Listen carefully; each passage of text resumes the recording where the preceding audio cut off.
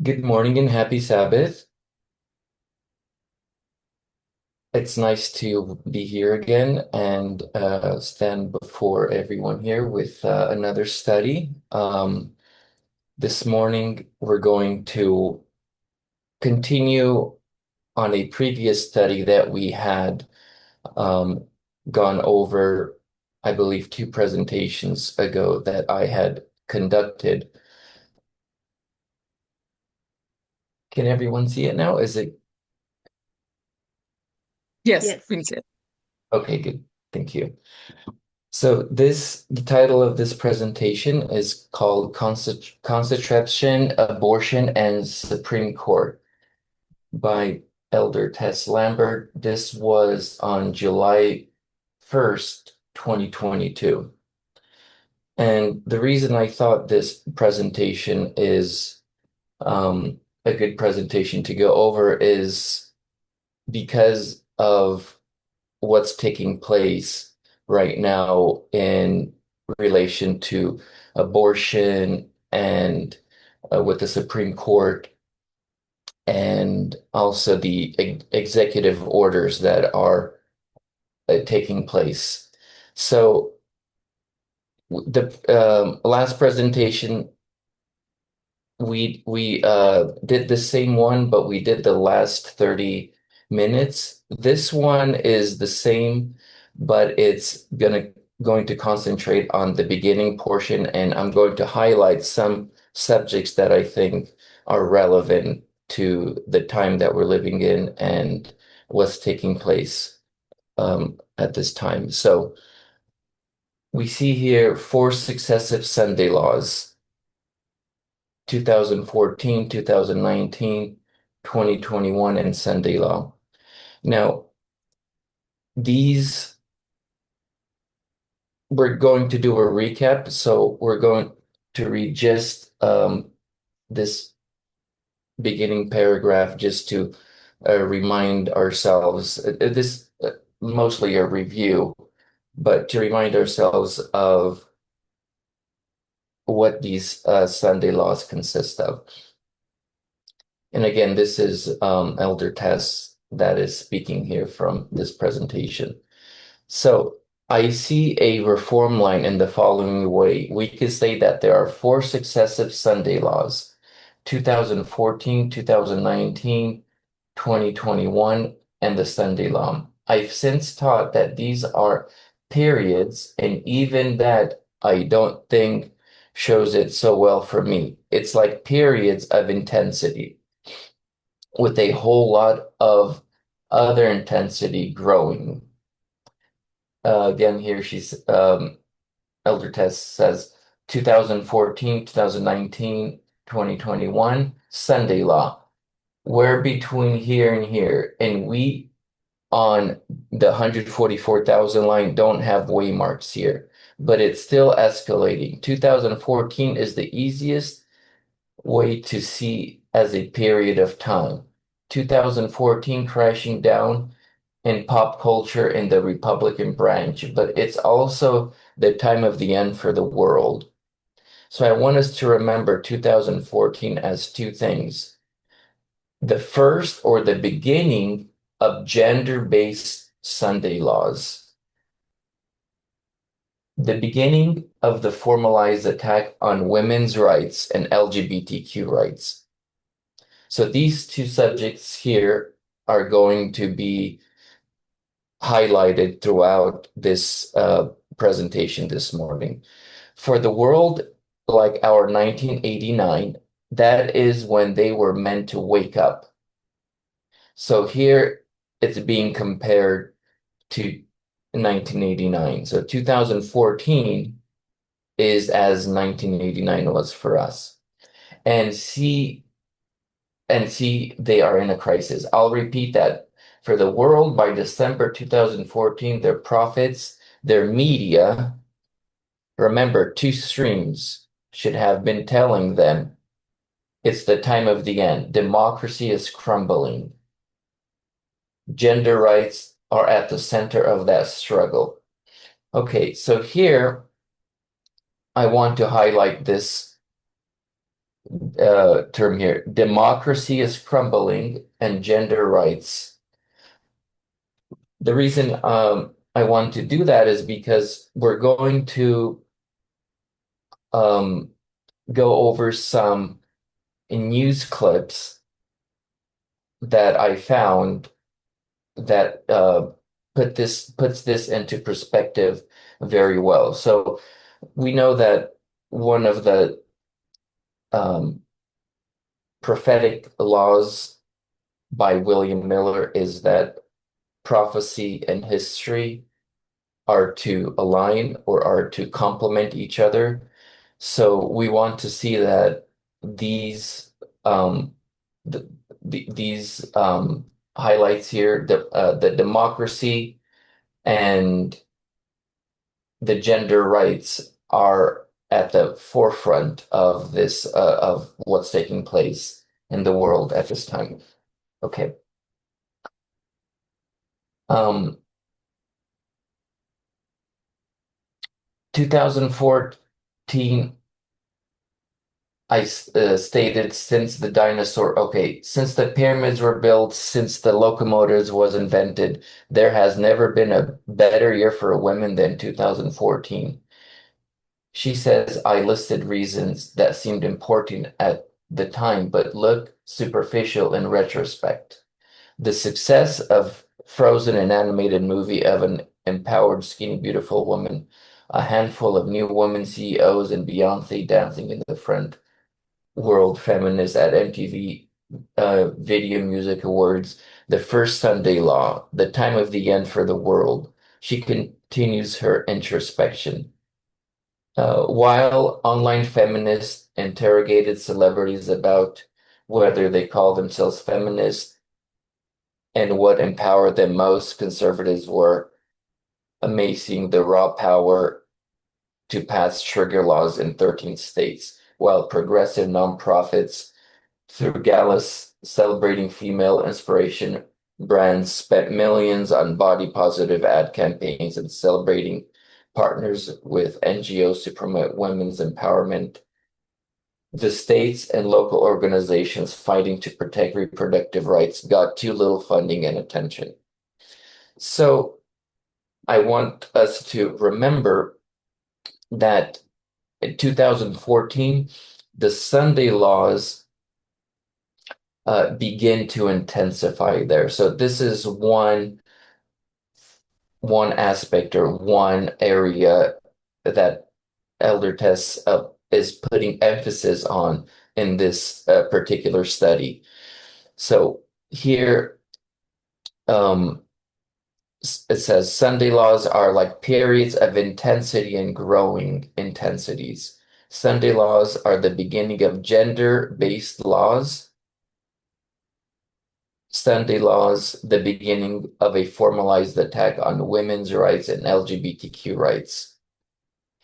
2014 Sunday law, time of the end. The world is to wake up to their crisis on their line. And in 2014, prophets of the Nethinims, or in other words, the meet the how does as it says here, there was another media members or reporters. Okay, so that's what prophets are. In other words, prophets is the reporters who report the news to them. Begins to tell the world that democracy is crumbling and gender rights are at stake. And 2014 Sunday laws. Today's abolitionist begins to fail the Sunday law battle. So this is a comparison that is being made to the time period of the Millerites and the 2014 Sunday laws in our time period. So this is a quick recap of the previous study. Now, as we move forward, I want us to switch gears here um, and go to the next part of the study. So now we're going to move up to 2018, and here it says, in 2018, we taught the following, that there are two external streams of information that are preparing people either to accept or to oppose Sunday laws. So that's what was taught in 2018 as it's being described here. In December of 2018, we labored that point through reform lines. We said that before the Sunday law, the plowing and the watering of the world is done by external information, and God's people only come into harvest. Now, I know this concept was put in place back then, but we understand it differently now about the harvest. Okay, so the next point is, so prior to the Sunday law, it is an external source of information about the Sunday law issue that prepares the world for harvest. So we want to put emphasis here on the information. What is this information about the Sunday law that prepares the world for harvest? So keep that in mind as we move forward, and we're going to go over some news clips here shortly to complement what is being described here. The term for gender equality is feminism. This is not a Sabbath issue. And understanding this showed us just how unprepared Adventism is for the final crisis. Because on this, Adventism stands with Protestantism, which stands with Catholicism. And you might imagine that's not a good crowd to be with at the Sunday law, but Adventism's rejection of prophecy put them in that place. So again, we see here emphasis being placed on this external information. It has to do with understanding this gender equality issue that Adventism stands in line with Protestantism, which pays homage to Catholicism.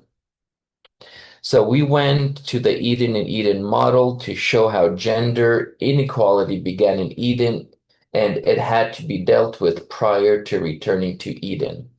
So again, this emphasis here on Eden and inequality, that is what's being dealt with here at the end of the world. And in just a little bit here, as we see these issues that are taking place in the Supreme Court this past week, and that is culminating and that it's coming uh, to a conclusion as these laws are being set forth and installed. These are the subjects that are being um, emphasized and um, that are being focused on here at the end of the world. So in 2020, again, expanding our understanding of the Sunday law, we said that there was an out of balance focus on the executive branch. We went to the great controversy 442 to see Ellen White's warn us of the legislative and judicial. So this emphasis here on the legislative and judicial, I think, is of paramount importance as we go forward, because this is how the dragon, or this is how the United States speaks as a dragon at the end of the world is through the legislative branch. Um, so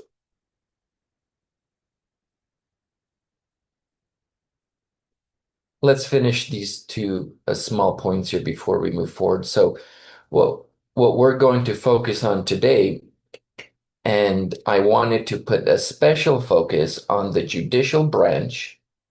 Just that on the board alone shows us just how dangerous Adventism's position is when you consider how they stand today with those two branches of government. The speaking of the nation, when it shows itself as a beast, comes through, and there it is, the legislative and the judicial branch. That is where it evidences itself as its dragon nature and pays homage to the papacy. So homage to the papacy, I think, is going to be another one of these highlights and terms that we're going to um, keep on referring to as we go forward in this study this morning. So in 2021, I wasn't teaching anything new, but I put a stamp on radical feminism that when you look through the eyes of prophecy, but not just prophecy, because the world has to see it too, gender equality has only come and can only arrive through the principles of radical feminism. Okay, so moving forward, next slide here, we're going to again remind ourselves or put into focus in our minds that's a focus on the judicial branch. Okay, so as we move forward, let's keep that in mind. So let's read. I didn't put the stem here, but this is great controversy.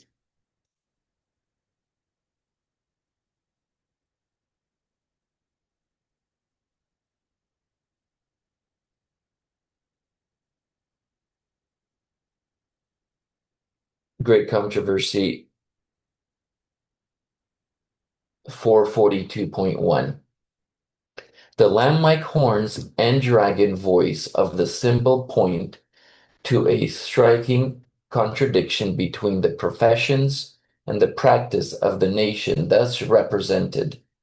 The speaking of the nation is the action of its legislative and judicial authorities. By such action, it will give the lie to those liberal and peaceful principles which it has put forth as the foundation of its policy. The prediction that it will speak as a dragon and exercise all the power of the first beast plainly foretells a development of the spirit of intolerance and persecution that was manifested by the nations represented by the dragon and the leopard-like beast, and the statement that the beast with two horns causeth the earth and them which dwell therein to worship the first beast, indicates that the authority of this nation is to be exercised in enforcing some observance. So notice here, in enforcing some observance, which shall be an act of homage to the papacy.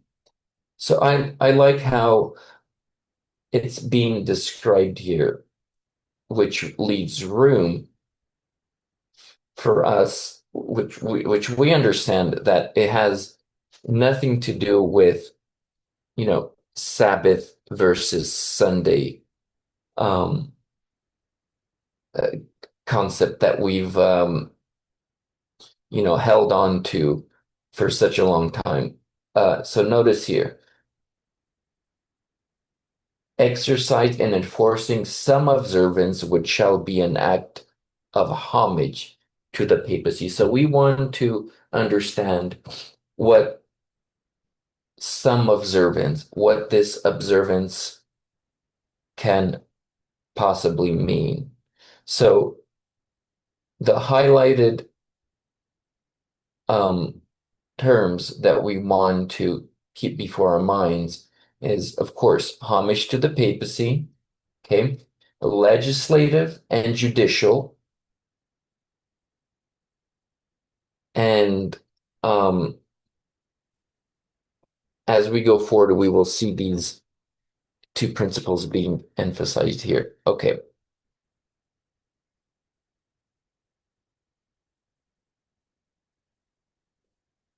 so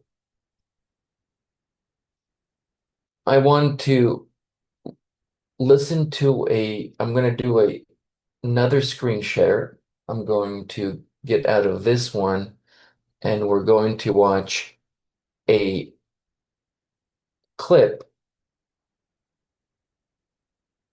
about the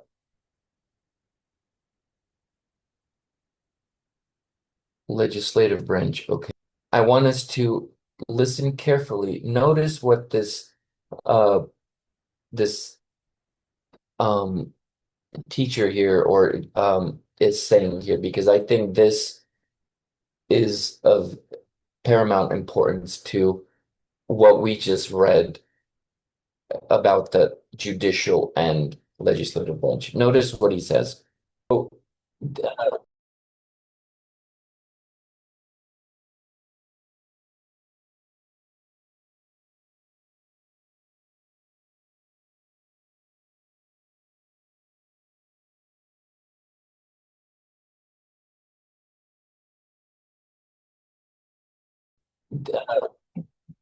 the emphasis that I thought was interesting in this little clip here, this was posted 16 hours ago. Notice how this law professor who has taught law for practically his entire life, who knows um, how these things work, notice what he said, that this is Trump refusing to acknowledge or to do what the Supreme Court does. So he is going around. How does inspiration say they will repudiate the Constitution? So he even said this is like a soft dictatorship. So what's taking place right now is the United States is using the legislative branch, and notice how it's being phrased that he is using it as a dictator. Notice. So I wish I would have uh, brought that quote from Inspiration where the dictator quote, I know that we're all familiar with it. That would have been a very nice quote to bring in right now, but we are told about a dictatorship at the end of the world. So I think we're seeing it right before our eyes. So this is one of a few clips that I wanted us to listen to put into perspective some of the things that we've been learning about and how um, prophecy and history or present history uh, fulfills or complements um, each other. Okay. Now this one here is a little longer, it's 10 minutes. This was posted 11 hours ago, but it is very, very good. Notice how it says here, the title, "The protests were practiced. Americans are prepared for Supreme Court's obstacles to opposing Trump." So there's this battle between Trump and the Supreme Court, because everything that all the executive orders that he is passing goes before the Supreme Court, and so they have to set back a lot of these laws that are unconstitutional. But notice how some of them, a lot of them, pass through, and so we're seeing that before our very eyes, how all of these things are unfolding.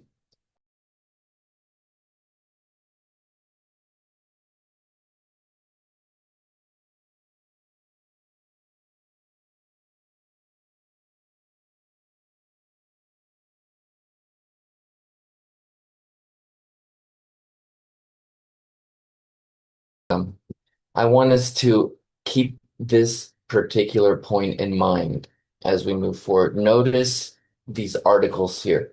A federal judge says Trump administration can't block state funding. Federal judge blocks Trump administration effort to keep Harvard from hosting foreign students.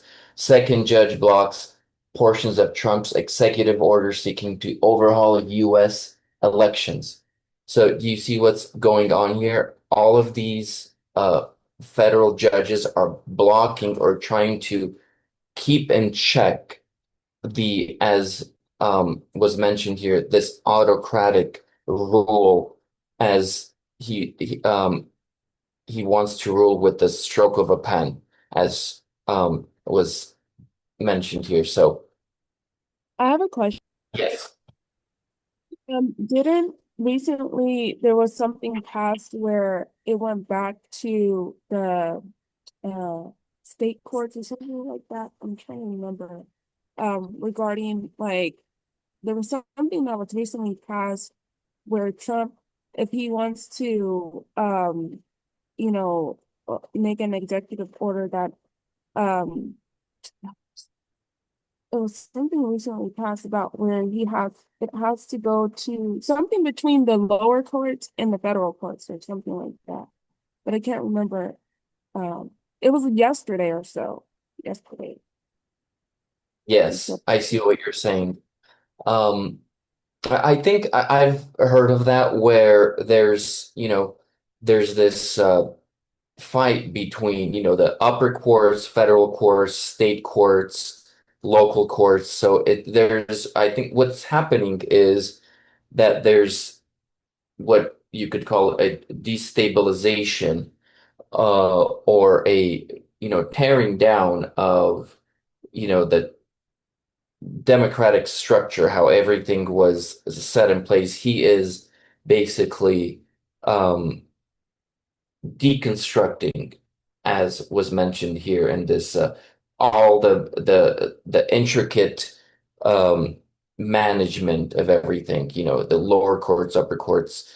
And so, as we've learned in prophecy, that these things will take place at the end of the world, and we're seeing it before our very eyes. How there's this back and forth struggle of power between Trump wanting to rule with just a pen, just executive orders more than any other president. And notice what will be said here in just a little bit on your point, Victoria, as he continues to do this. Notice what she says next. Let me get let me get this. Okay. So notice here, George W. Bush, 6, Obama, 12, Biden was 14. Now notice Trump, 64. So 64 times the courts had to block his rulings, more than any other president combined. Actually, look, you could combine all of these, and it doesn't even come close to how Trump is ruling in this time. So it's clear for those who are willing to see that Trump is basically the first uh, dictatorial president, autocratic president, as we will learn here in just a minute, which is fulfilling prophecy, and all of those quotes that we read in the past are actually uh, can be seen as being fulfilled as prophecy and history are um, complement each other. Okay, right there, I is is paramount to this entire video. How the courts have to, in essence, give up a little bit of its, how does she say it earlier, um, powers to let these things, Donald Trump's orders go through. Notice one, let's go back just for a quick second. Or court judges, they're saying do not have the power to stop his.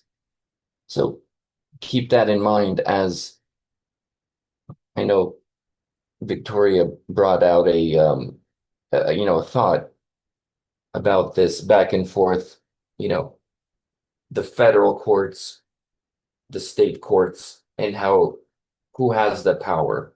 You know, is it the states over the federal government, or is it the other way around on this law or that law, or whatever the circumstances are? So there's this struggle of power that is being talked about uh, as we go forward. So there is a lot there. I think that puts a lot of things in perspective. One thing that really that caught my attention, a lot of things caught my attention, but the one that I wanted to put some emphasis on particularly is where she says, I think it was around 505. She says, I mean, it was being said that there are two Americas being created. And the reason I want to emphasize that a little bit is because the last video that I want us to watch is by former President Obama. It's a 3-minute clip, but notice what, let's see if I can go back just for a second and the two Americas. It's creating the two Americas that we've seen repeatedly that that's being referred to as over and over in this news agencies. So two Americas, those that are pro or con. Now, keep that in mind as we listen to the next video, and we'll end with that, and then we'll open it up for discussion and some closing thoughts that we can go over.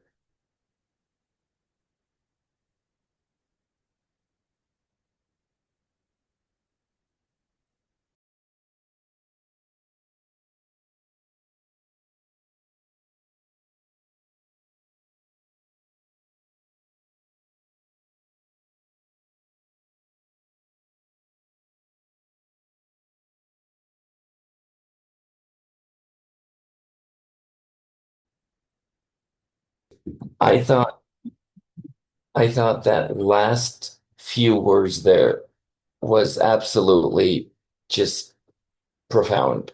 Notice what he said is that we're he gave an exposition on democracy and how it's being drifting in a different direction. And then he closed by saying, we're going to have to make a choice. And that somehow we're being tested. Notice just the last few words. So, is there any comments or any um, thoughts that you want to bring? Please feel free at any time to interrupt me and share your input. Seems Yes, like, Victor. oh, go ahead, Oh, Jackie. thank you. Victor, thank you for bringing this truth before us as we see events happening very rapidly. My question was on the two Americas, and I believe you stated 22 states are clinging to democracy. Is that true? Something along those lines, yes. When she refers to that, I think that's something that she's been seeing or been realizing as. But yes, I understand what you're referring to. Yes. So at the lower court level, which would be the states, do they have power to stop this, to stop Trump and what he's doing? It's Yeah, the federal court that has to stop him, but we don't have the Supreme Court majority on the liberal side. yes. So what do these states do to stop Trump? They have to stop him at the local level, especially on immigration, which we've seen happening with California is an example. Gavin Newsom is suing. The governor of California is suing Yep. for the actions of what Trump is doing. So whether will that stop it at the local level? I mean, it's going to continue on, and we know that Trump is very much against these states that are standing up against him. Washington, Oregon, California, and there's other states that make up this 22, number 22. So you wonder, will the states prevail against this? And will there be a battle between the other states and the states that are standing firm for Trump and the ones that aren't? That's my question, kind of just throwing it out there. Sure. Thank you. Mm-hmm. Thank you.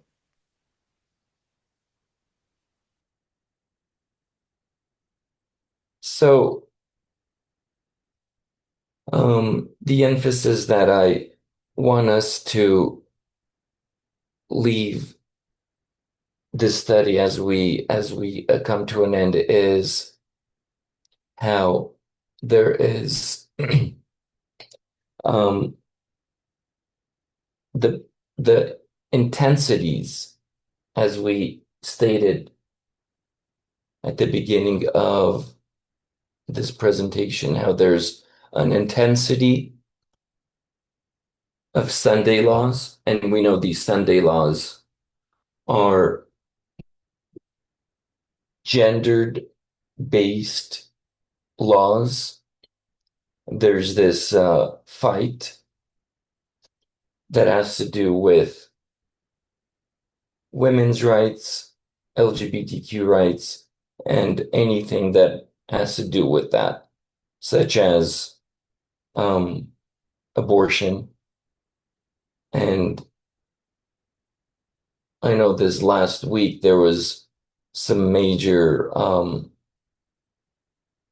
intensifying or agitation of these subjects, such as abortion.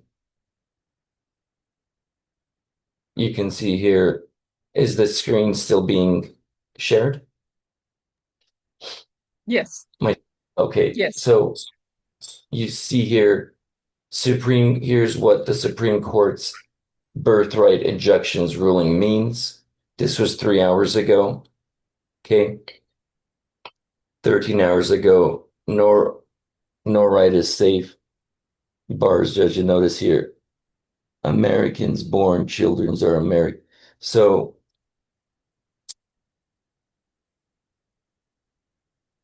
Amy Coney Barrett and the Supreme Court give birth to a disaster. But my point is that these Sunday laws are intensifying, or the information, as we mentioned earlier, this information that has to do with gender-based laws are intensifying. And as these things take place, you also see this power struggle that is taking place between, the federal government, the higher courts, the Supreme Courts, with state state courts, local courts. So you see this agitation or this intensity, as Elder Tess called it back then. So as we close, I want us to spend a little, remind ourselves a little bit about the homage to the papacy. So we read that quote earlier from Great Controversy, page 442. And a paraphrase is that these laws are a subject of the Sunday law. I'm sorry. And there's a struggle that's taking place as time moves forward. And we want to understand, what is this homage to the papacy? And I know we all know this, but for a quick rehearsal, I have 3 articles that I thought were interesting that bring this point home about Pope Francis on women. And the reason, real quick, the reason I chose these articles is because the ultimate emphasis that the Pope puts on these subjects. So notice here, Pope Francis says Catholic ban on female priests likely to last forever. So I want to put the emphasis on last forever. The other one was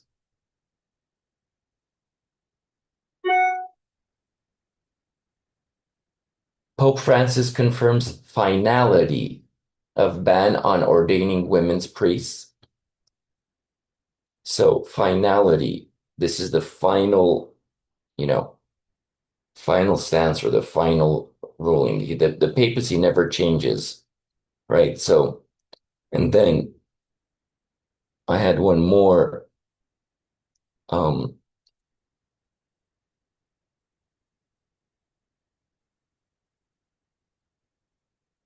I don't think I put that one up, but it is, I can pull it up. I had saved it here.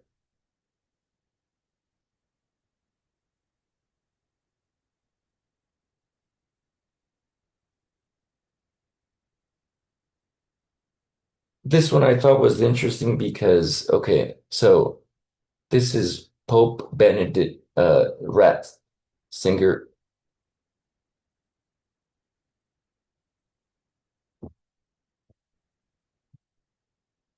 So he said that in a biography that it has been recently released, is that the former Pope Benedict reportedly links same-sex marriages to the Antichrist. In a new volume entitled Benedict, A Life of a 93-year-old ex-pontiff makes a series of wide-ranging comments targeting LGBTQ plus people and a woman's right to choose. So this 1,000-page, notice here, according to this published experts from the 1,000-page biography, okay, he complains about modern society, but as you read this article, he puts into perspective how, he goes all the way back, to the beginning. He kind of gives this outline and makes this argument that, this is how it is. This is like forever. And, he declares that same-sex marriages are antichrist. He really talks down and rejects this LGBTQ lifestyle. So this is what the papacy rejects. I know Eldert has made a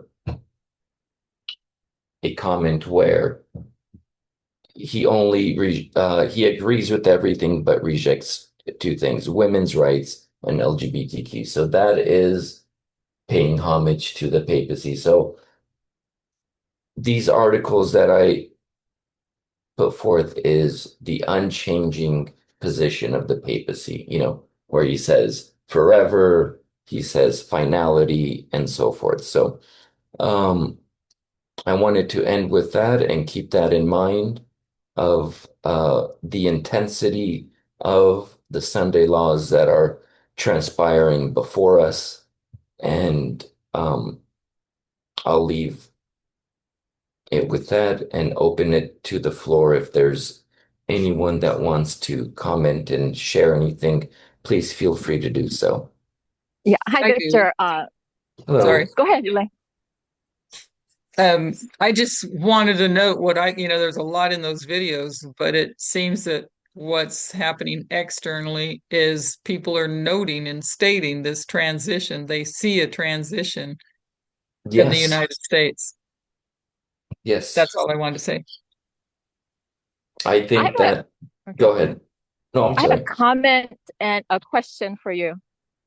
Sure. My comment is, thank you for your presentation. I think it's very timely because we're just coming about to have our 3rd anniversary of Dobbs versus Jackson. I think it Oh, passed, that's right. right? Mhm. 3 years ago.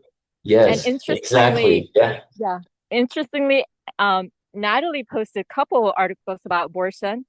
And the one that she posted on Monday, this past Monday, it says Senator Patty Murray, she's a Democrat senator from the state of Washington, is moving, she says, she says the GOP is moving toward a national abortion ban behind the scenes and hopes a stage hearing will spotlight the threat. So my question for you is, do you think President Trump is accruing all this power, sort of authoritarian power, to perhaps move towards this national ban of abortion? I would have to agree with that. I would say yes, he is pushing for a national ban on abortion. Of course, I think, things are a little bit delicate right now with, states' power and federal power, how they seem to come into bump heads. But I don't think he would be opposed to that. If he had the opportunity to, or if he had, you know, a vantage ground, I think he wouldn't hesitate. But And my uh, other observation is that, when that Dobbs versus Jackson happened, we marked that as the increase of knowledge for the national Sunday law. And right now, we're, I guess, coming to agreement. We are in the increased knowledge of the worldwide Sunday law. So all these are timely, yes, issues that we're dealing with. exactly, exactly. Um,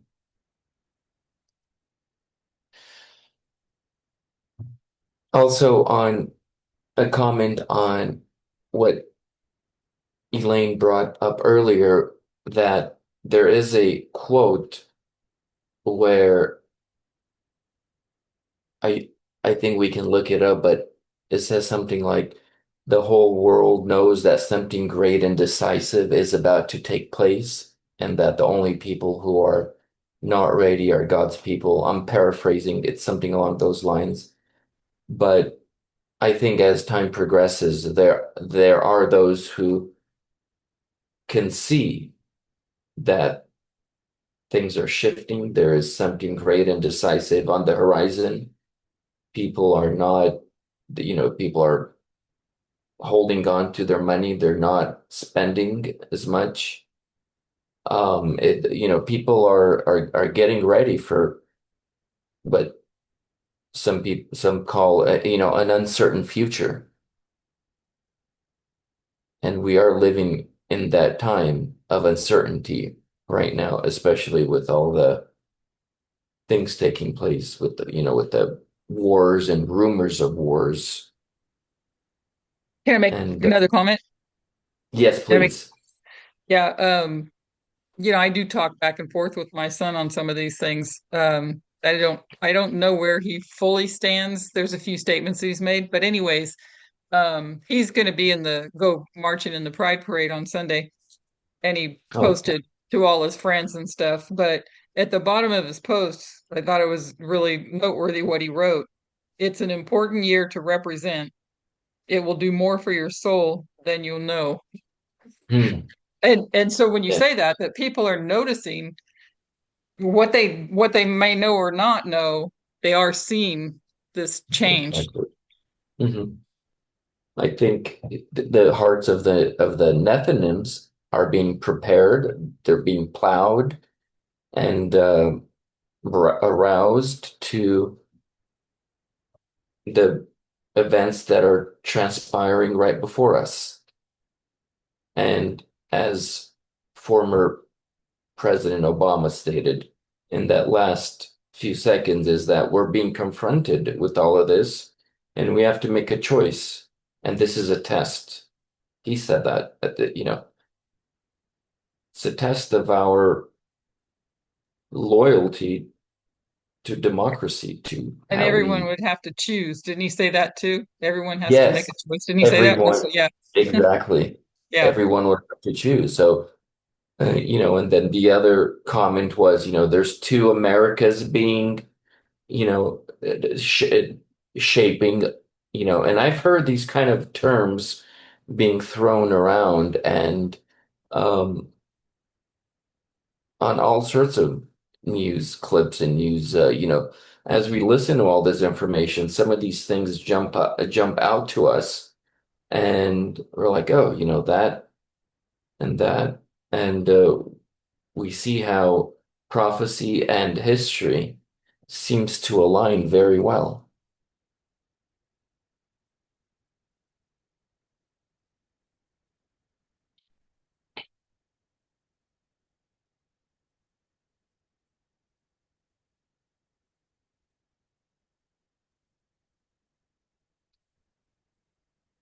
Is there any other comments or if there's any other thoughts, please feel free to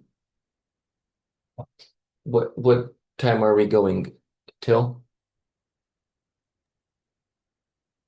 9:30. 9:30. Okay, so we have about 10 minutes. Um, or we could end early, however. Um, Excuse me, Victor. yes, please. The quotes that you had on your slide, is it possible to share them? I'm sorry, say again. The quotes that you have on your slide, the one from Elder Tess where you had read where she said 2014 marks because of the Sonella for the time of the end for the world. Those slides, you share This them? one. Yes, Hold on. please. This one, it is okay.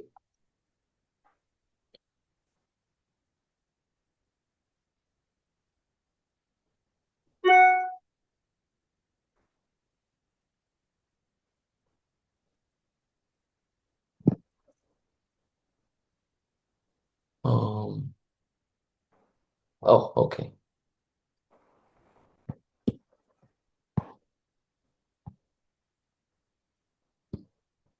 Oh, unable. Okay, there it goes.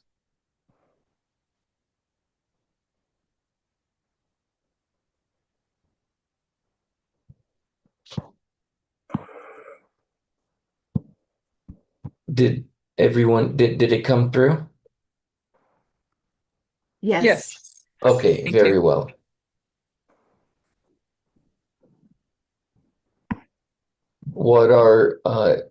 What is anyone's thoughts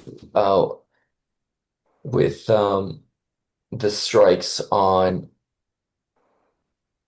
Iran or the speech that Donald Trump gave at the NATO summit? Does anyone have any thoughts or anything that jumped out at them from any of these past incidents or speeches that took place?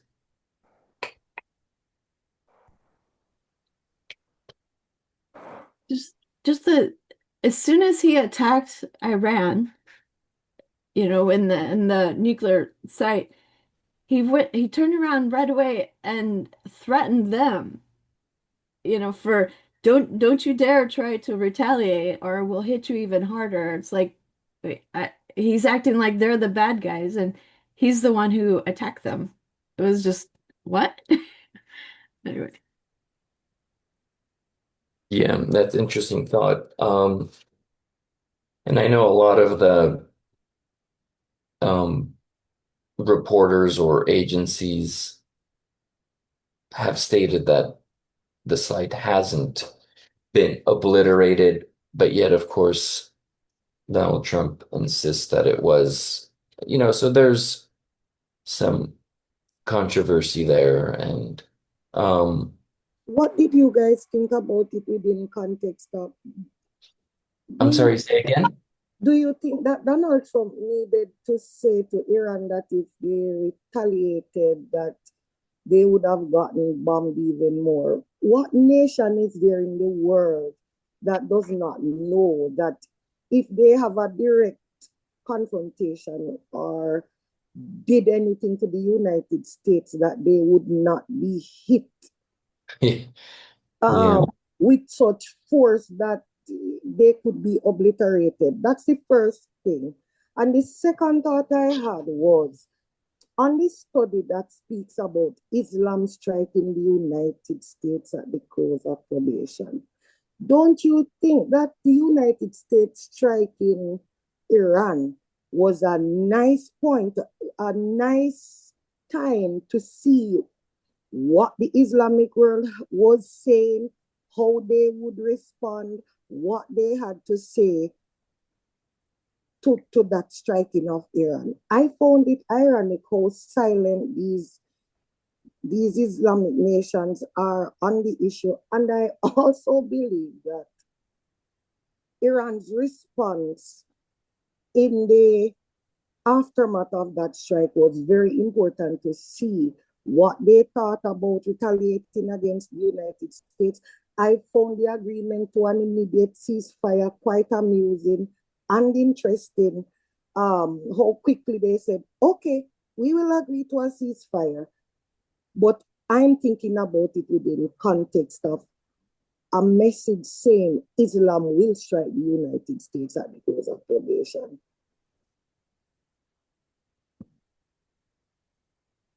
Yes. You know, I've one of the things that I heard him say is that this war is finished. And I think one of the things that has been criticized a lot from the NATO speech was that he's under under the belief that the Iranians have fought so much and that they are just ready to give up and go back to their previous lifestyle, and that same thing for Israel. They've fought so hard and now they're all ready to just, you know, move on and just peacefully let things go. And I mean, you stop and think about that. I mean, I don't to think that they are tired of fighting when they've been fighting for, I mean, it's in their doctrine What's to that? fight one another. What's that proverb about? Was it something like pride goeth before the fall? And he's out there proclaiming it all done and dusted with arrogancy. Yeah, exactly, with arrogancy. Hmm. But I'm thinking about it within the context of, was it you, Elaine, who had done a study on the fact that we should look at nations? Somebody had posted it where they were talking about the rise of Al Qaeda in Afghanistan. Was it you, Elaine, that had done that study? Yeah, I think so. Yes. I think that's, Hmm. yeah. So if you look at it within context of a nation, right? How possible is it that Afghanistan would give credence or any form of license for Al Qaeda to strike America under Afghanistan's name or in Afghanistan's name? Any nation at all that would be affiliated with that. We saw what Bush did to Iraq after the striking of the United States. Now, everybody can see that Donald Trump and Bush are completely different persons. If it is that Al Qaeda or a different group, which we can see that Hamas and the other Iran groups are obliterated. So let's go back to Al Qaeda, which, as the study had said, we should look at nations. Could Afghanistan at this time, or any nation who is not a power that has nuclear weapon, would they think to strike the United States while Donald Trump is the president of the United States? That's the first thought. And even a nuclear power would be careful because we all know what that is. Mutually assured destruction. So there is no nuclear power that will think to do that. That's careless. So I'm not talking about a nuclear strike, but what I am saying is, how plausible is it for an Islamic group that is representing a nation? What would become of that nation? What would be the outcome? How plausible is it under Donald Trump's rule? The way I understand what I was looking at is that Afghanistan is the one that allows them to plan, train, and orchestrate on their soil. And the Taliban needs that legitimacy to be recognized as the government. And together they work together with being able to do the planning. So I don't have all the answers on that, but it was actually Elder Test that said that we need to look at nations, not the individual groups. And that's why I'm asking in relation to Islam striking. I agree that we should look at nations. And I understand, I found that study very nice because, yes, it placed nice context of what was happening with Afghanistan, with the Taliban, and with Al-Qaeda. And I am asking us, could Afghanistan afford, could the Taliban who is leading Afghanistan afford for Al-Qaeda or any group under their control or with their support or whatever it is that they are allowing them to do, could they allow them to strike the United States of America? Is that possible? I don't know if I completely follow And everything. If the nation allowed Al-Qaeda to strike, if Afghanistan allowed Al-Qaeda to strike the United States of America, I am purporting that Afghanistan under Donald Trump would be wiped off the face of the earth. I am saying that no nation that does not have nuclear power that would be audacious enough under Donald Trump to strike the United States. Yes, and a quick thought. Go ahead. No, go ahead. A quick thought is, have you noticed that before the speech at the NATO summit, all the articles that I was reading that were pro and con, but let's say con, were putting forth the idea or the notion that Trump broke international law and that he acted unilaterally, and all of these articles, like right after, they say he broke international law. This is a crime because he didn't bring this matter before the United Nations. He just went in there and just did it. But then at the summit, I don't know if you remember, there's like two or three questions over and over again. They were asking, did Donald Trump break international law according to Article 5 or 15? One of them. And then the chief of staff or the president said, no, he didn't. But his logic was he didn't break the international law because we don't want Iran to have a nuclear bomb.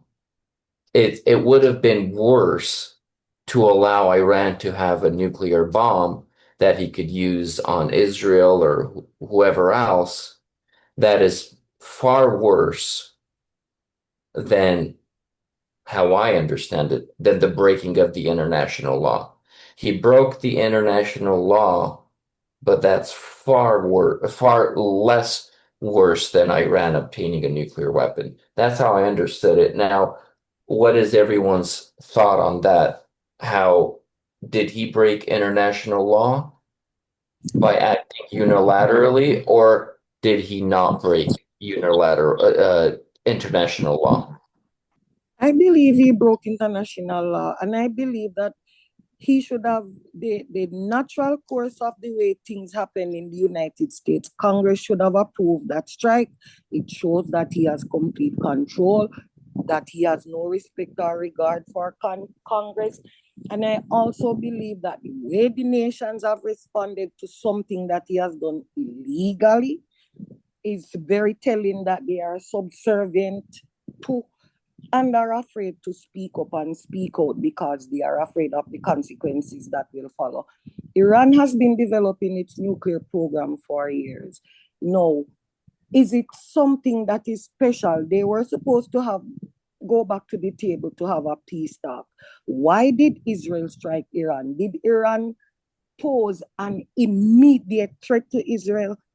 No, they were continuing to do what they have always done. I'm not aware of a situation that happened for Israel to escalate things as they have done, and therefore for America to intervene and then say, oh, we cannot afford for Iran to have nuclear weapons because they would strike Israel or they would, but they had never, they don't have their nuclear weapons as yet. They were actively engaged in talks that nobody knows the outcome of because they were put off. And it still has not delayed long enough. It may have delayed Iran's nuclear program, but it has not stopped it. So how effective is the action of the United States and Israel against Iran? Okay, I understand. Those are all very excellent thoughts and input. Um, Now, I think we're a little bit over time. Thank you all for your contribution, your thoughts, and your interactions. It was very nice and pleasant to study with you all. And if we may all bow our heads and close with a short prayer. Dear God in heaven, we want to thank you so much for allowing us this opportunity to study together and to revive these subjects, Lord, and to bring them back to the forefronts of our minds. And as we have done so, Lord, we ask that you would um, grant us your Holy Spirit to embed these truths in our mind, that they may forever be with us and guide us and teach us, Lord, as we get closer and closer to your soon return. Please help us